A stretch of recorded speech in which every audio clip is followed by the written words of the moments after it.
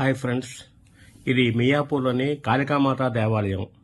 ఈ ఆలయంలోని చాలా వింతల విశేషాలు ఉన్నాయి. ఎన్నో ఉపదేవాలయాలతో కలిపి ఉంటుంది. చాలా బాగుంటుంది. ఆ వివరాలు ఈ వీడియోలో చెప్తాము.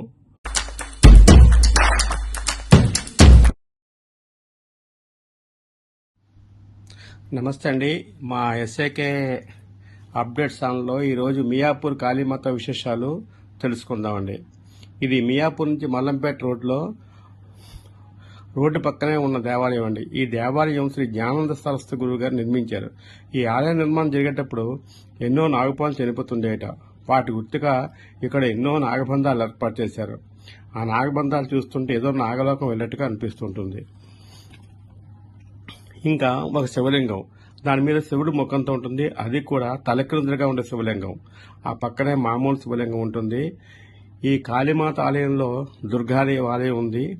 ఇంకా ఇక్కడ అనేక ఉపాలయాలు ఉన్నాయి. అవి దుర్గాదేవి ఆలయం, పంచముఖ ఆంజనేయస్వామి ఆలయం, శనేశ్వరుడు తొలక ఆలయం, నవగ్రహాలు, నాగబంధాలు, ఇంకా యముడు, చిత్రగుప్తుడు తొలక ఆలయాలు కూడా ఉన్నాయి. ఇక్కడ ఏంటంటే విశేషం, నరఘోష పోవడానికి, నరదిష్టి పోవడానికి, గ్రహశాంతికి, గృహశాంతికి ప్రత్యేక పూజలు చేస్తూ ఉంటారు.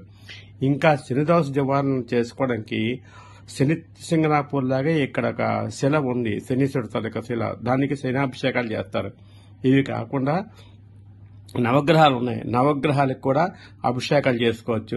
నాగబంధాలు ఉన్నాయి, వాటికి కూడా మనం పాలతో అభిషేకం చేసుకోవచ్చు. ఇంకా పంచముఖాంజనేయ స్వామికి అన్ని రకాల పూజలు చేస్తారు.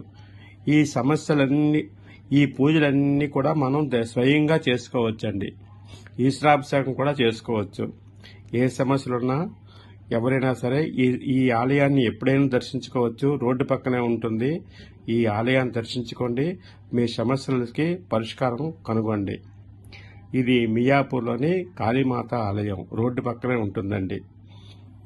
మా ఛానల్ నచ్చితే సబ్స్క్రైబ్ చేయండి, లైక్ చేయండి, షేర్ చేయండి. ఓం నమో కాళీమాతయే నమః.